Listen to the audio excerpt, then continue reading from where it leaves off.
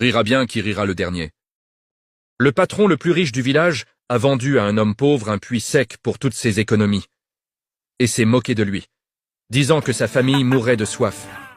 Mais ce que Bastien a trouvé au fond de ce puits a changé sa vie à jamais, et a laissé le patron humilié devant tout le village.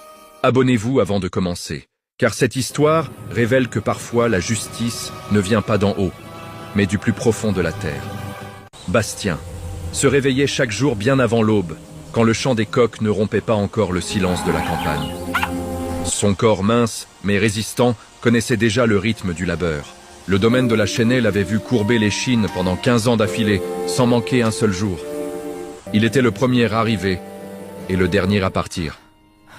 Il n'avait pas de luxe, mais gardait une espérance ferme comme la terre.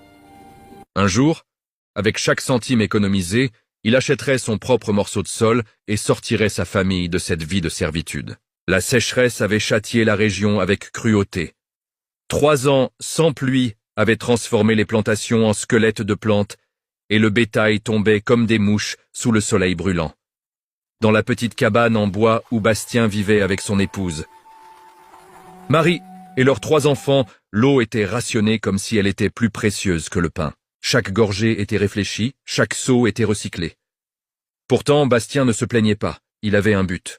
Le colonel Fauconnier, le propriétaire du domaine, était de ces hommes qui prennent plaisir à rappeler aux autres à quel point ils sont petits.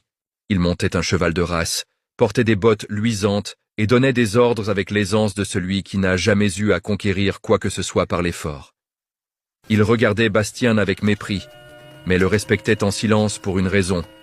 Il était le plus travailleur de tous ses ouvriers.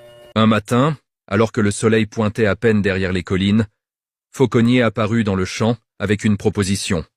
« Bastien, viens ici. » Bastien essuya ses mains pleines de terre sur son pantalon et s'approcha. « Il y a un terrain au nord. Près de la route royale, un morceau de terre avec un vieux puits. C'est petit, mais suffisant pour vivre décemment.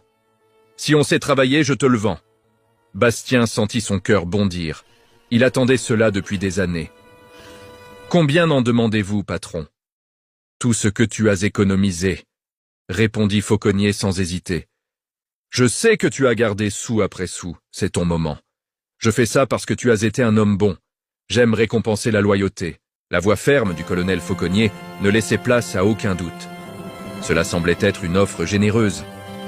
Bastien ne réfléchit pas longtemps et accepta. Cette nuit-là, en arrivant à sa cabane,